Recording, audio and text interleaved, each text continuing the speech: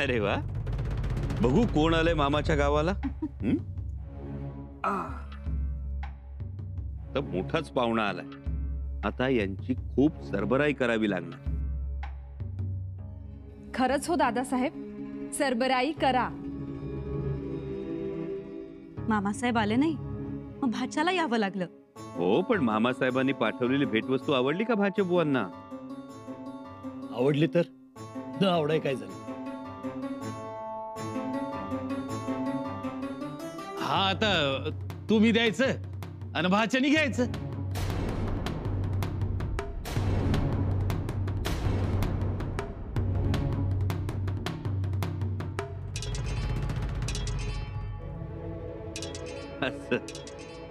बर, चला आता आम्हाला आमच्या भाचे बुवांशी भरपूर बोलू दे. या.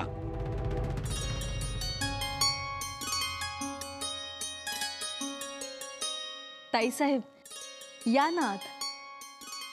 एवढ्या लवकर आपल्या भेटीचा योग येईल असं वाटलंच नाही. तेच ना, राजांचं काही कळतच नाही. या ना तुम्ही, या. आइए गणोजीराव, आइए.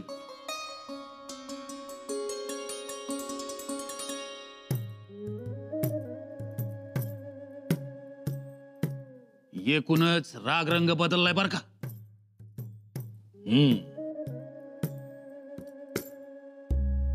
एकूण फरक तर चांगला पडलाय. अहो, या खेपेला काम होणार हे स्पष्ट दिसतंय बघा. काम व्हावं की, काम व्हावं, पर ते प्रेमानं व्हावं. गोष्टी आनंदानं प्रेमानं झाल्या तर तिची किंमत. खरं सांगू का गणोजीराव, तुमच्या मुलाचा पाय गुण चांगलाय. आता कोणत्या गोष्टी नाडायच्या नाहीत. बघाच तुम्ही.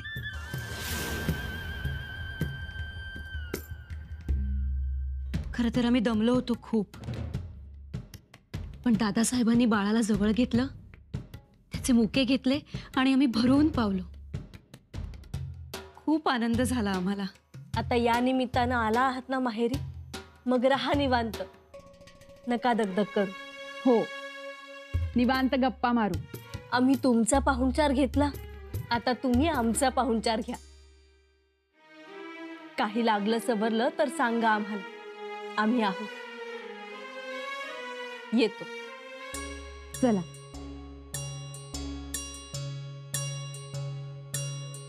अक्कासाहेब,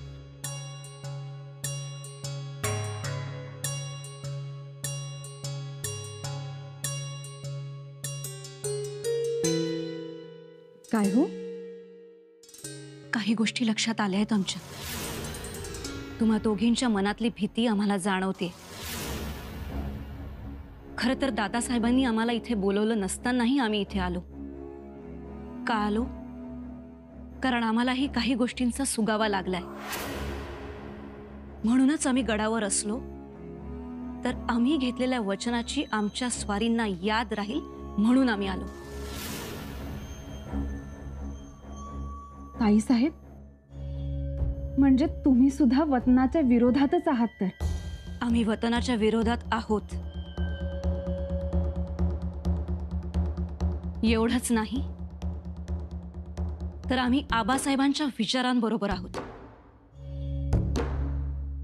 ताईसाहेब, ही खूप चांगली बाब आहे. गणोजी दाजी साहेबांना का बोलावून घेतलंय याबद्दल काही माहित आहे तुम्हाला? नाही, परंतु अंदाज आहे. म्हणजे कोणीतरी दादासाहेबांना थेट विचारलं पाहिजे तर. राजे, का हो असं केलं? म्हणजे आमच्या दादासाहेबांना का बोलावलं? कारण काय? राणी साहेब, नाही म्हणजे आत्ताच आम्ही शृंगारपुरी जाऊन आलो होतो. आमचं माहेर पण झालं, गाठी भेटी झाल्या, पाहुणचार झाला, देणं घेणं सगळं काही करून आलो होतो. हो,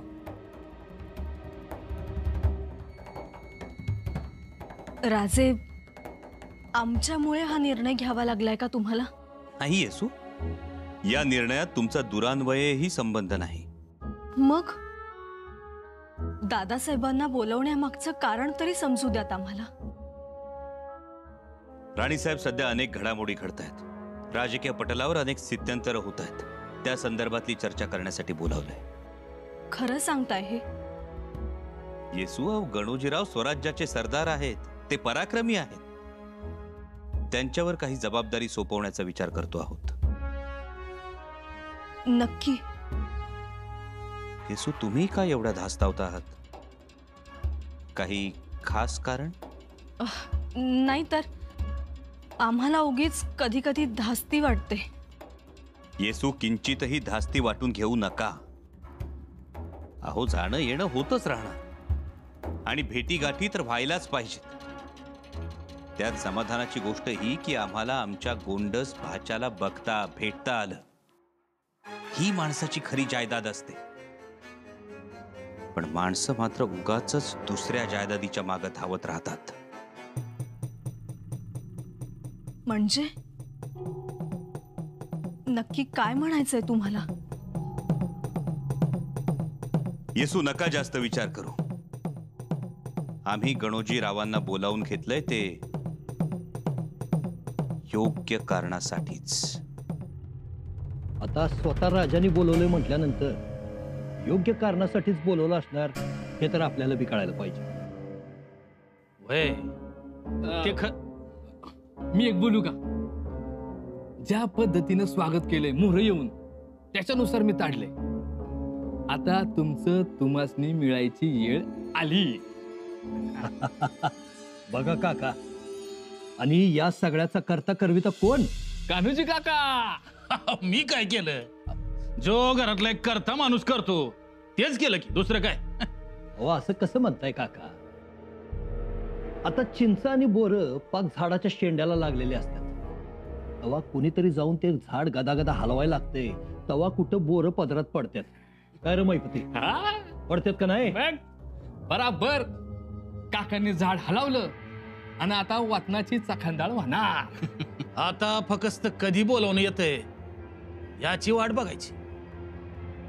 येणार काका, बोलावणं येणार म्हणजे येणार. मग विषयच संपला की.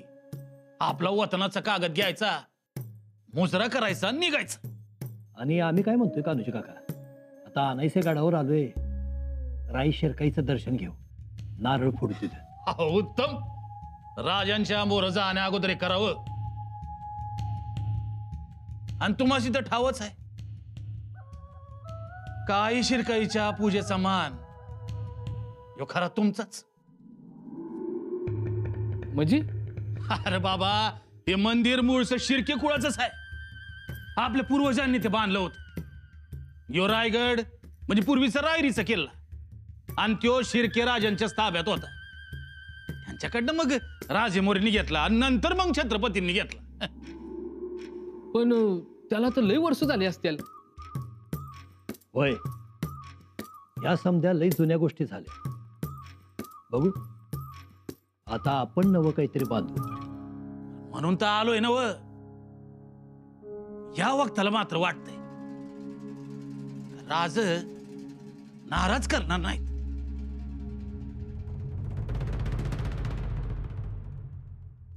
तुम्ही दादासाहेबांशी बोलला ना? बोललो, पण काय?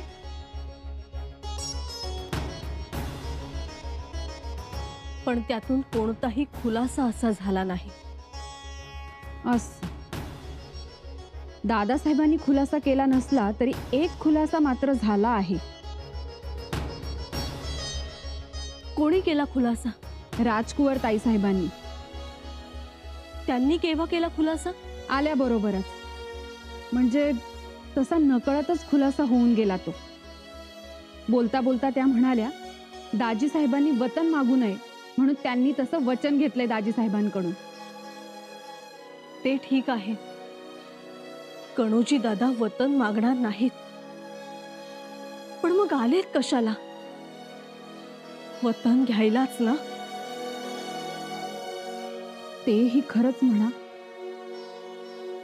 शृंगारपुरात कान्होजी काकांनी कसं भंडावून सोडलं होतं बघितलंत ना. कल्पना आहे ना तुम्हाला. हो तर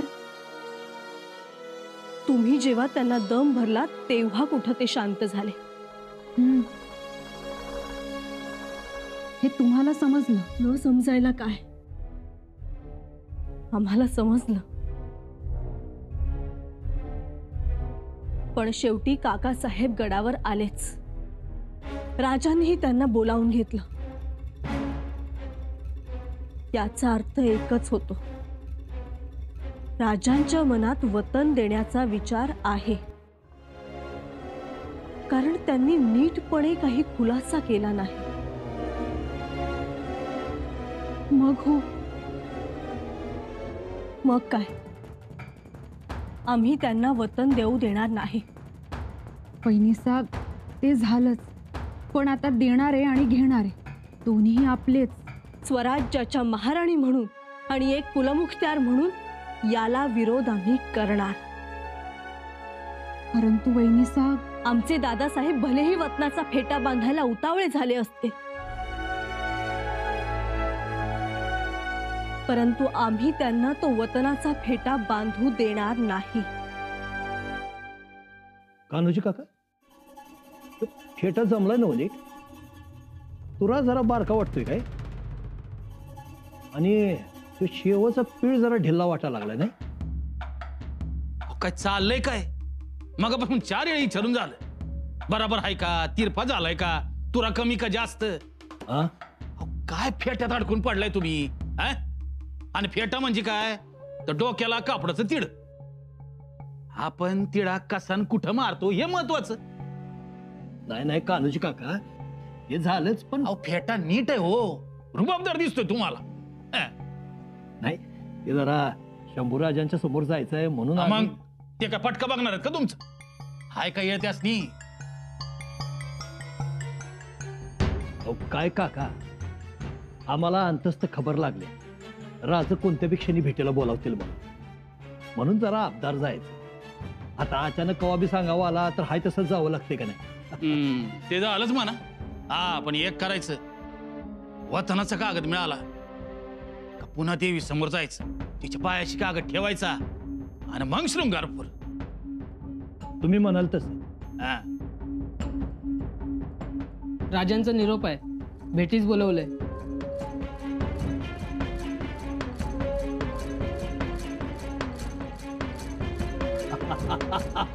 काय म्हंटल होतं आम्ही काका. हा. काका, हे सगळं तुमच्यामुळे झालंय काका. अहो, कुणामुळं कशामुळं हे नंतर, पहिलं चला. आणि हो, हे सांगा, वतन मिळालं तरी स्वराज्य पारखं होणार नाही. सेवा तुमचीच करणार असं म्हणा. होय. म्हणायला काय जात आहे. हा? चला, जायचंय आपल्याला. चला चला लवकर.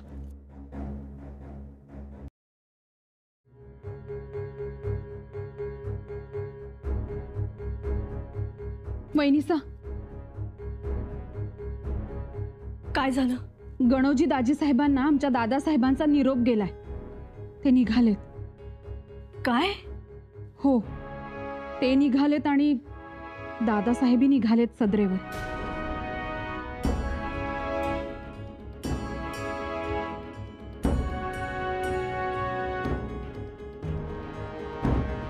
अरे देवा, आम्हाला ज्याची भीती वाटत होती तेच समोर आले. परंतु आता गप्प बसण्याची वेळ नाही. आम्ही सदरेवर जाऊन येतो. सदरेवर? हो, सदरेवर. काहीही झालं तरी आता हे थांबवावं लागेल, आणि हे आम्ही थांबवणार.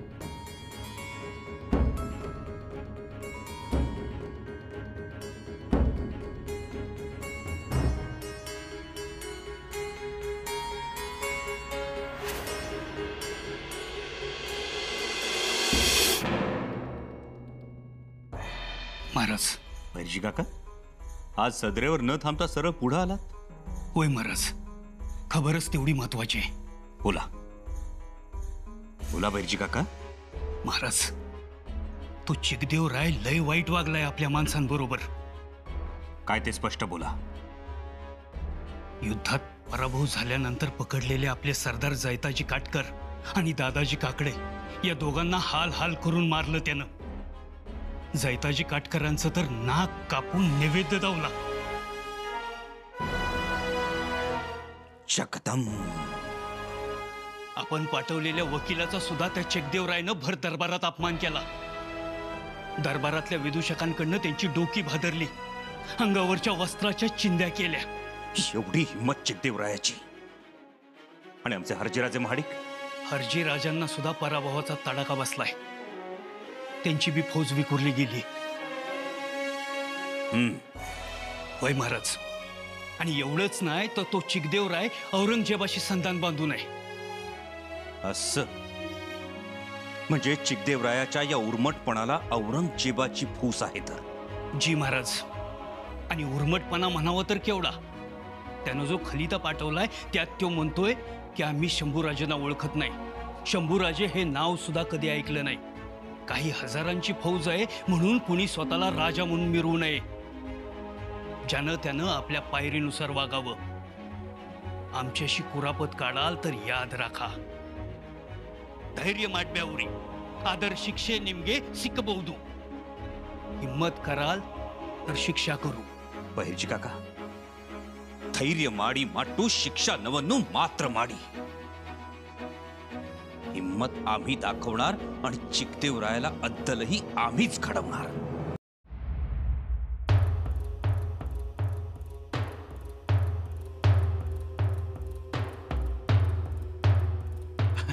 शेवटी आलाच तो क्षण, पदरात भरभरून पाडून गेल्याचा.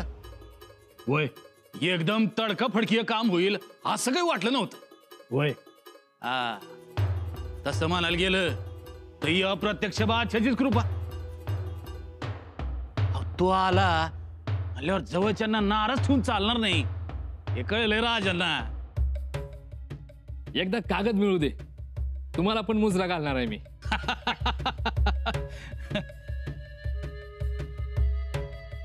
राजे अजून कसे आले नाही?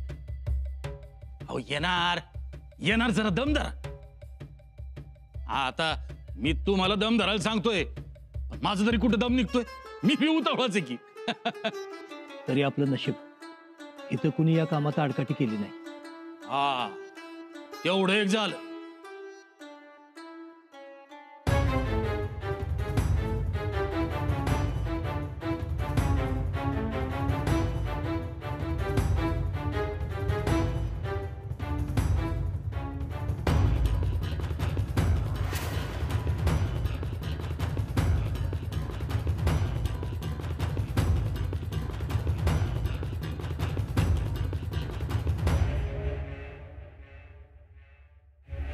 ताईसाहेब तुम्ही? हो, आम्ही इथे मसलत होणार आहे असं समजलं. स्वराज्याच्या कुलमुखत्यार या नात्यानं यावंसं वाटलं. चालेल ना? चालेल की, आम्हाला कशाचं वावड आहे, चालेल. म्हटलं दादासाहेबांवर कोणती जबाबदारी पडतेय ते बघावं, आणि आजपासून खोळंबलेले खटले कज्जे तेही सोडवावे म्हणतोय. त्याची सुरुवात या मसलतीपासूनच.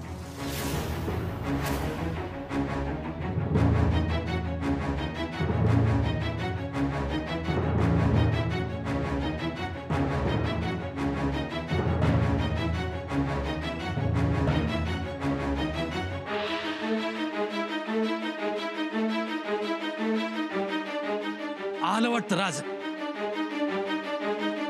राजा आलं म्हणजे तुम्ही आला की मागोमाग राजे येतातच. माफ करा, राजे मसलतीस येऊ शकणार नाही.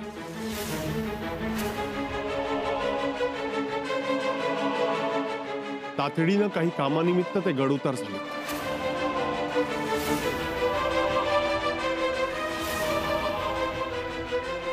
काय राज गड उतार झालं? अ, म्हणजे राज कवा येणार? उद्या परवा? 3-4 महिन्यानंतर.